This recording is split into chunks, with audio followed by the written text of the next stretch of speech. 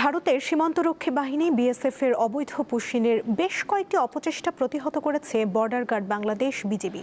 দেশের বিভিন্ন সীমান্ত এলাকায় গত ২৪ ঘন্টায় এমন অন্তত ৮টি পুশিনের চেষ্টা প্রতিহত করা হয়।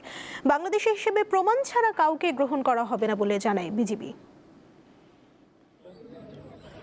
পঞ্চগড়ের সদর উপজেলার বড়বাড়ি সীমান্তে শুক্রবার ভোরে ১০ জনকে পুশ ইন করার চেষ্টা করে বিএসএফ। প্রবেশ করতে না পারায় এক পর্যায়ে ৩ শিশু, ২ নারী এবং ৫ জন পুরুষের স্থান হয় শূন্যরেখায়।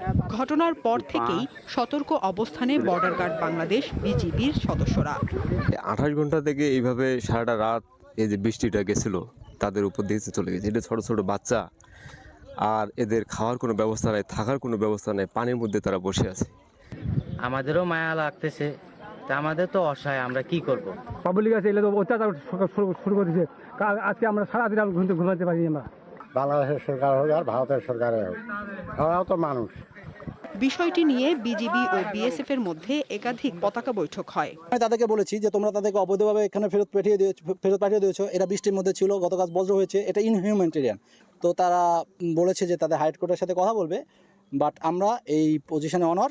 মেহেরপুরের তেঁতুলবাড়িয়া সীমান্ত দিয়ে ৬ জনকে পুশ ইনের চেষ্টা করে বিএসএফ, কিন্তু বর্ডার গার্ড বাংলাদেশ বিজিবির প্রতিরোধে ওই ৬ জন প্রবেশ করতে পারেনি। এদের মধ্যে ৩ জন পুরুষ, ২ জন নারী এবং এক শিশু রয়েছে। পটের জন্য দেখতে পারে না, পটের মধ্যে মধ্যে চলে আসে এরা।